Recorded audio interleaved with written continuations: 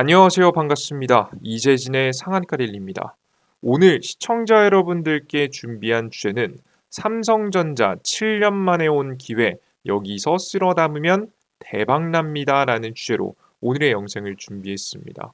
최근 들어서 삼성전자의 자사주 매집이 7년 만에 본격적으로 시작이 됐고 그 규모가 역대급 규모입니다.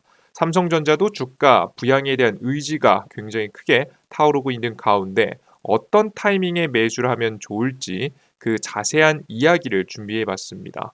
어디서 살지 알기 위해서는 최근 나온 삼성전자 관련된 뉴스들을 면밀히 살펴볼 필요가 있는데요. 특히나 크게 두 가지 호재성 뉴스가 눈에 띄었습니다.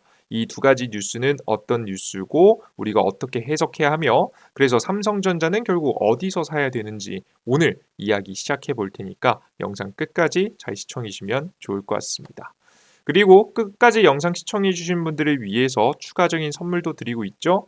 차세대 AI 관련된 기술력 이슈 이야기 플러스 관련 종목들 싹 다 정리해 놨습니다. 유리기판 액침 냉각부터 시작해서 최근에 뜨고 있는 EUV부터 쏙함 기술까지 주목해 볼 만한 기업들 싹 다 정리해 놨으니까 필요하신 분들 영상 끝까지 잘 시청하시고 해당 자료집 무료로 드리고 있으니까 밑져야 본전이죠. 다 무료니까요.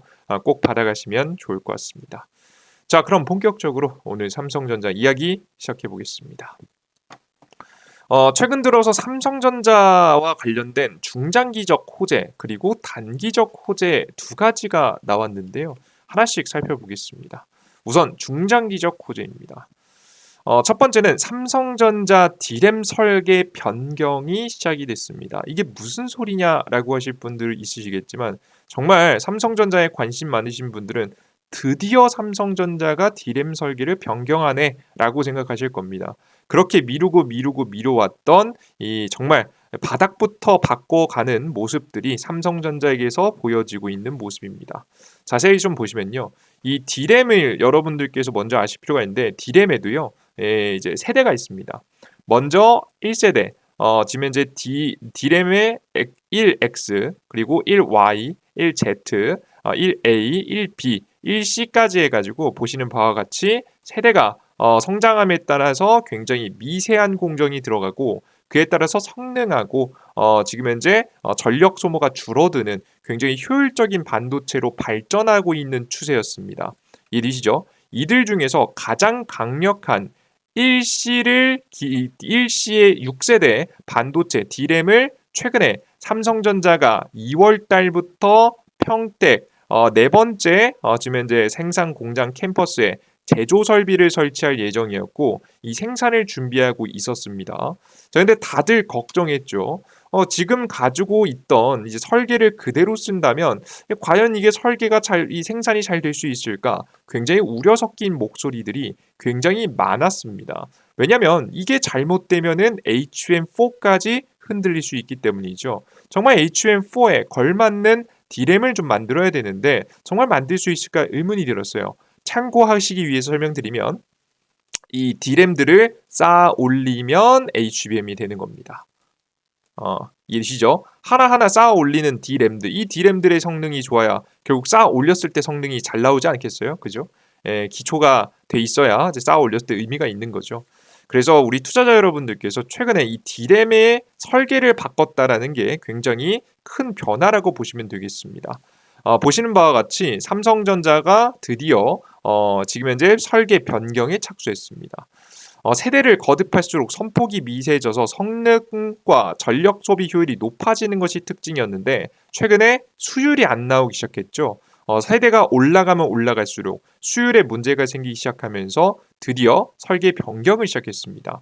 1세대 D램인 1X에서 시작된 문제가 1A로 넘어가면서 크게 악화됐고 이 1A를 기반으로 개발된 1B와 1C 역시 지금 현재 성능을 제대로 발휘하지 못하는 상황까지 흘러가게 되었습니다. 이해되셨죠? 이 굉장히 크게 언급이 됐었던 부분이죠. 자, 그런데 도대체 무슨 문제가 있었을까? 이유가 있습니다. 바로 요것 때문인데요. 설계 방향성 자체가 달랐기 때문입니다.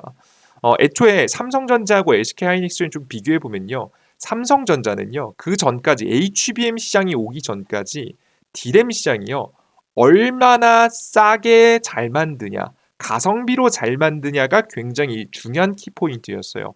성능은 어차피 고만고만하고 결국에는 얼마나 가격 경쟁력이게 저렴하게 만드냐가 시장 점유율을 누가 많이 더 가져갈 수 있느냐. 똑같은 성능이면 지금 2만 원짜리 있고 3만 원짜리 있으면 똑같은 성능이면 2만 원짜리 쓰겠죠. 당연히 성능이 똑같은데 그죠? 그래서 가격 경쟁력을 어떻게 싸게 할 수 있느냐가 핵심 기술력이었어요. 그러다 보니까 삼성전자는 이 D램을 생산할 때 뭘 사용하냐면 DUV 장비를 사용합니다.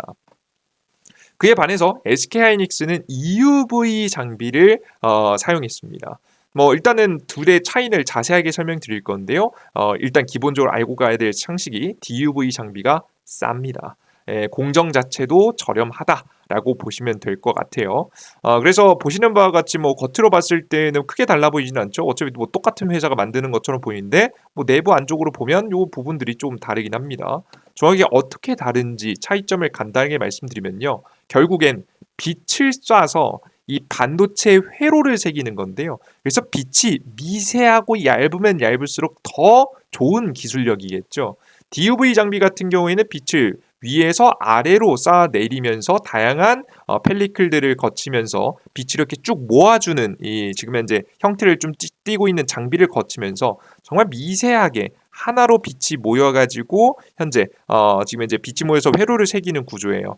EUV 장비 같은 경우에는 이 DUV 장비로는 한계, 일자로 쏘는 거에는 한계가 느껴지자 이제는 여러 방면으로 반사를 시키는 여러 번의 펠리클을 거쳐서 여러 번 빛이 반사되면서 펠리클을 다양하게 보통 이게 요 보시면은 간단하게 설명드리면 보통 DUV 장비에서는 이게 펠리클이라고 해서 이렇게 뭐 간단하게 말해서 렌즈라고 보시면 되겠습니다. 이해하기 쉽게 이 렌즈를 한 번 거치는 거에 비해서 보시면 여러 개의 렌즈를 둬도 한 번밖에 못 거치잖아요.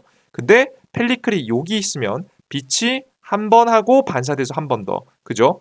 애초에 튕기는 순간부터 두 번의 펠리클을 두 번이나 거치게 되죠. 이러므로써 더 미세하게 빛을 조종할 수 있게 됐고요. 이로 인해서 더 얇은 빛의 파장을 이용해서 지금 현재 회로에 새길 수 있게 되었던 겁니다. 보시면은 대충 대략적인 것만 숫자만 보셔도 우리가 뭐 정확한 단위를 알 수는 없겠죠. 의미 없고요. 우리 뭐 일상생활에 의미 없는 단위니까요. 내 딱 숫자만 보셔도 확실히 거의 여러분들 뭐 지금 현재 20분의 1 수준의 지금 굉장히 작아지는 뭐 수준의 지금 현재 레이저를 만들었다. 빛의 파장을 이용할 수 있게 되었다라고 보시면 되겠습니다. 보신 바와 같이 DUV보다 EUV가 더 좁은 파장을 이용해서 회로를 새길 수 있게 되는 거죠. 그래서 이게 훨씬 더 비싸고 어려운 기술력이었어요. 그 대신 이게 사용하면 사용할수록 이게 돈이 많이 나가니까 굉장히 부담이 됐죠. 좋은 걸 알면서도. 그랬기 때문에 삼성전자는 앞서서 가격 경쟁력을 좀 우선시했기 때문에 지금 이제 HBM 시장이 나오기 전까지는 삼성전자가 그래서 우위였어요. 그래서 삼성전자는 DUV 장비를 사용했고 그로 인해서 자연스럽게 지금 이제 가격 경쟁력을 차지하는 데는 성공했으나 HBM 시장이 오면서 차세대 기술력이 주목받기 시작하자 수율 부분에서 정말 미세한 퍼센트에서 수율 부분에서 밀리기 시작하면서 SK하이닉스에게 1위의 자리를 빼앗기는 상황이 나와버리게 됐다라고 보시면 되겠습니다.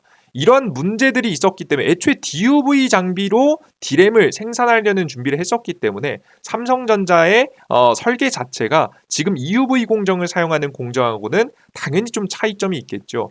그래서 슬슬 삼성전자도 EUV 공정을 적극적으로 도입하기 위한 설계 변경에 들어갔다라고 생각을 하시면 되겠습니다. 이해되셨죠? 안 그래도 D램뿐만 아니라 이제 그 파운드리 시장도 다시 역전을 한번 노려봐야 되잖아요. 파운드리란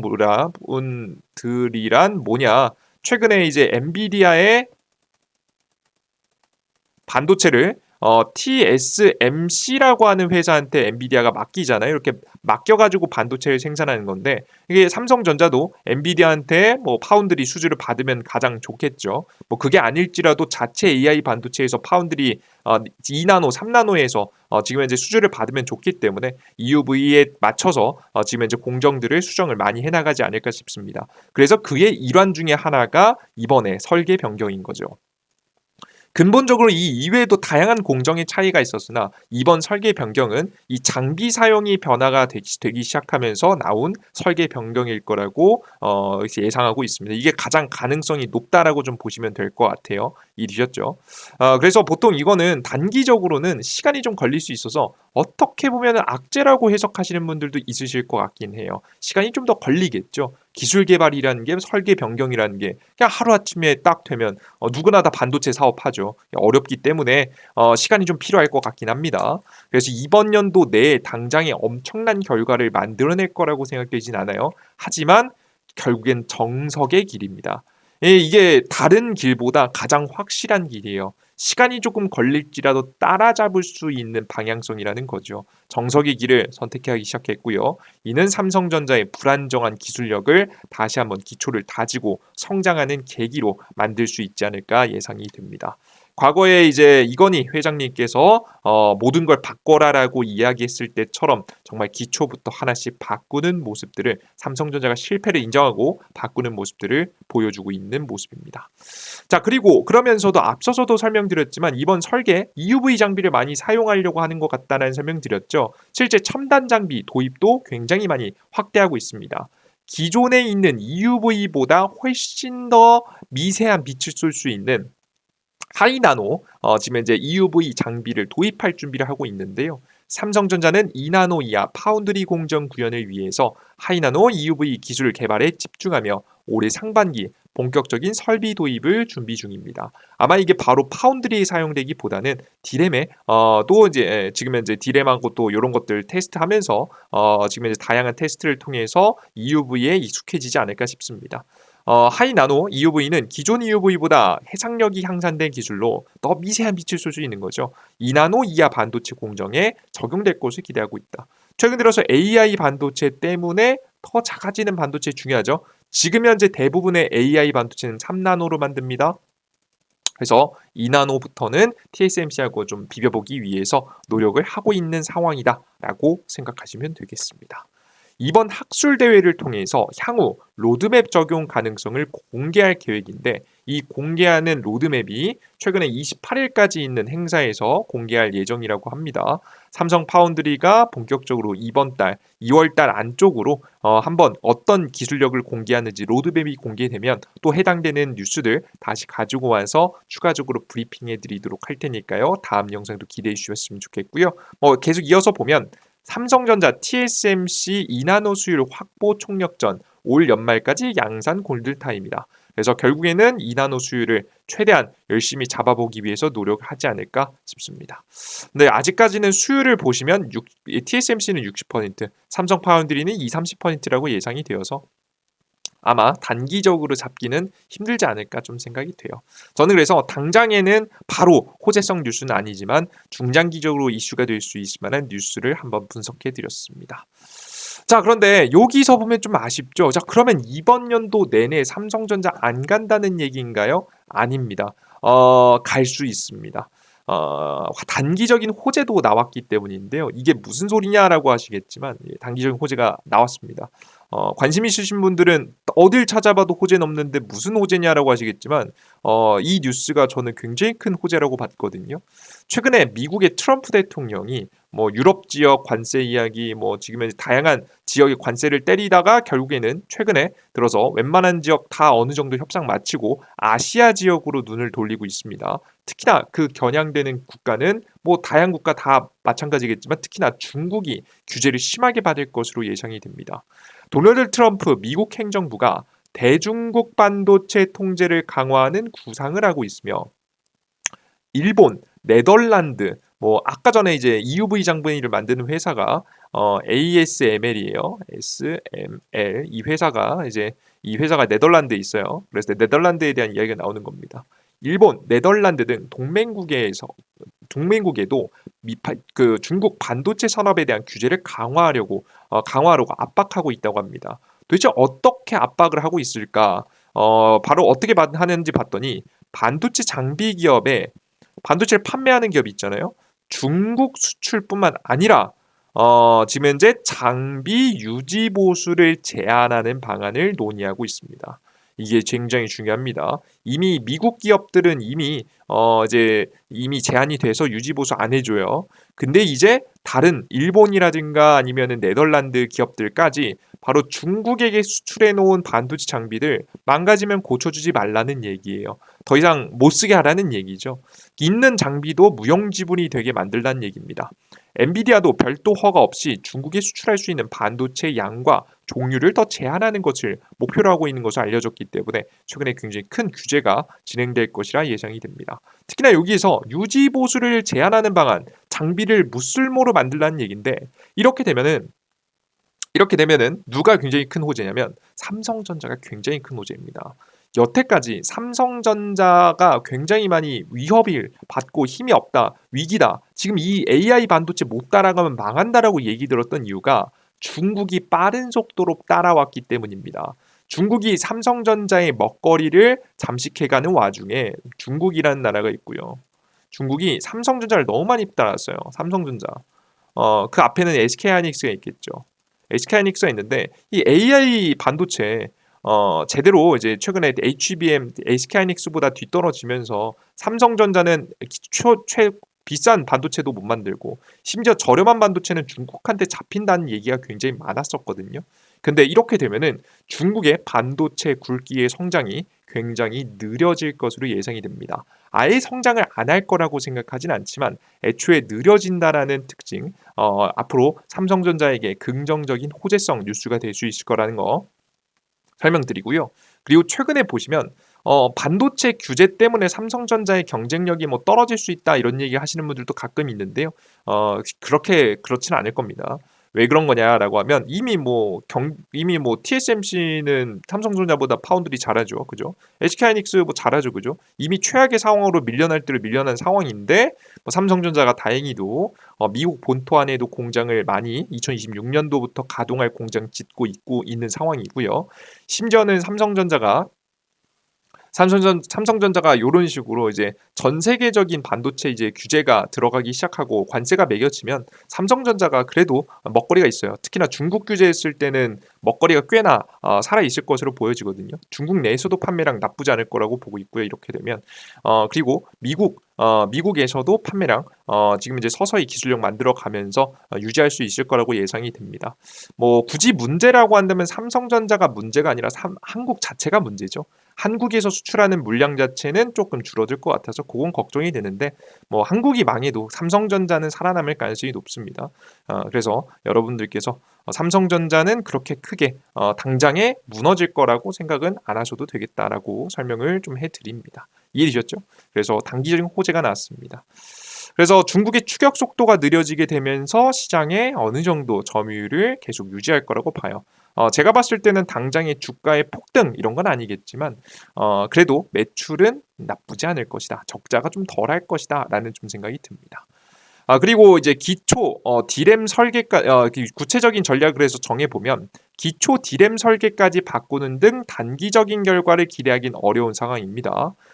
그리고 뭐 지금 단기 호재성 뉴스가 나왔다고는 했지만 사실 이 해당 뉴스는 주가를 끌어올릴 만한 뉴스는 아닙니다. 매출 실적이 잘 나오는 그래도 좀 개선되는 지금 이제 호재성 뉴스죠.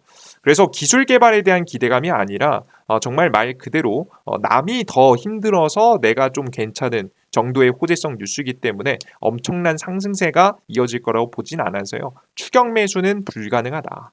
그래서 저는 오히려 시장이 눌릴 때 사는 것이 굉장히 괜찮다라고 설명을 항상 드리고 있습니다.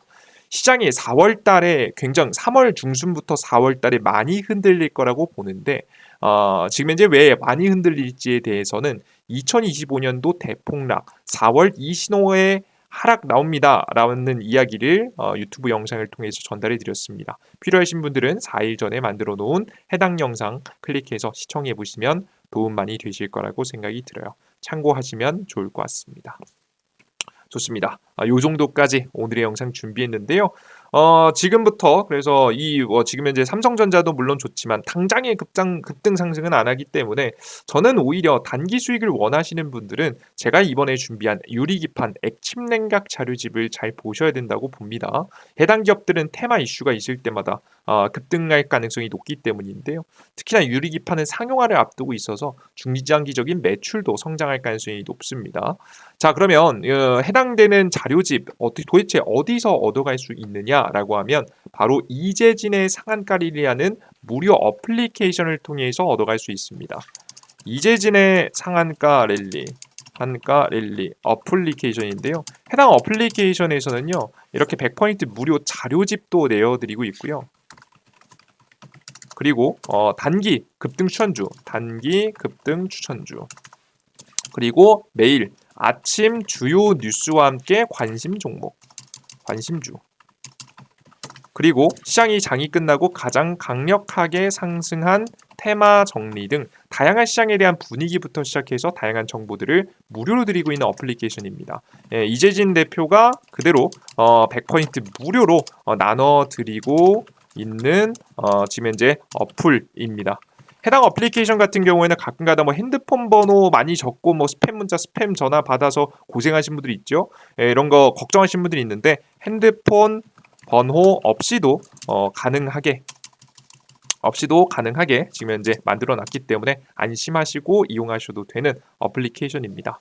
해당 무료 어플리케이션은 그럼 어디서 받아갈 수 있느냐? 삼성 핸드폰 사용하시는 분들은 구글 플레이 스토어, 아이폰 사용하시는 분들은 앱 스토어에서 각자 검색창에 이재진이라고 검색하시면 되겠습니다. 검색하시고 들어오셔서 설치 버튼을 누르시면 무료 설치 버튼이 되고요. 설치 버튼 누르시고 들어오시면 이런 무료 어플리케이션이 나옵니다. 여러분들께서 해당 어플리케이션에서 앞서 말씀해 드렸던 급등 추천주, 그리고 장전 시황, 이게 아침 주요 뉴스 관심주죠. 그리고 급등 포착 자료, 가장 강력하게 상승한 테마들 정리해서 올려드리고 있는데요. 특히 가장 중요한 자료집, 100포인트 무료 자료집 액침냉각, 지금 현재 액침냉각하고 최근에 떠오른 유리기판 자료집 어디서 볼 수 있냐? 무료 급등 추천주에 접속하시면은 지금 이제 공직을 세 번째 2025년도 2배 급등 대장주 자료집이라고 있습니다.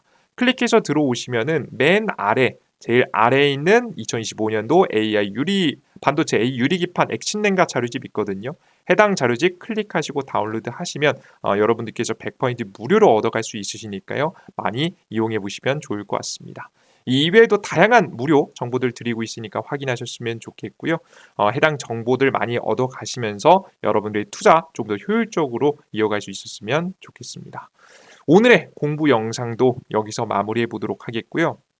항상 느끼는 거지만 항상 우리 남들보다 우리가 재능은 없을지언정 적어도 노력을 덜해서 손해보는 일은 없어야 된다고 좀 생각합니다. 적어도 우리가 최소한 알아야 될 만한 내용들 항상 시장에 정리해서 여러분들께 영상으로 전달해 드리고 있으니까 여러분들께서도 저도 함께 공부 함께 하면서 성장할 수 있었으면 좋겠습니다. 좋습니다. 항상 노력하시는 만큼 여러분들 계좌에 수익이 있길 바라면서 여기까지 오늘 영상 마무리해 볼게요. 이 영상이 조금이라도 도움이 되셨다 하시는 분들은 구독 버튼, 따봉 버튼 눌러주는 거 잊지 마세요. 벌써 구독자분들 9만 명이 넘어섰는데요. 항상 감사드리고요. 앞으로 10만 명, 20만 명까지 성장할 수 있도록 더욱더 유익한 정보 많이 나눠드리겠습니다. 여러분들 오늘의 영상 끝까지 시청해 주셔서 너무나도 감사드립니다. 모두 고생하셨습니다. 감사합니다. 수고하셨습니다. 땡큐.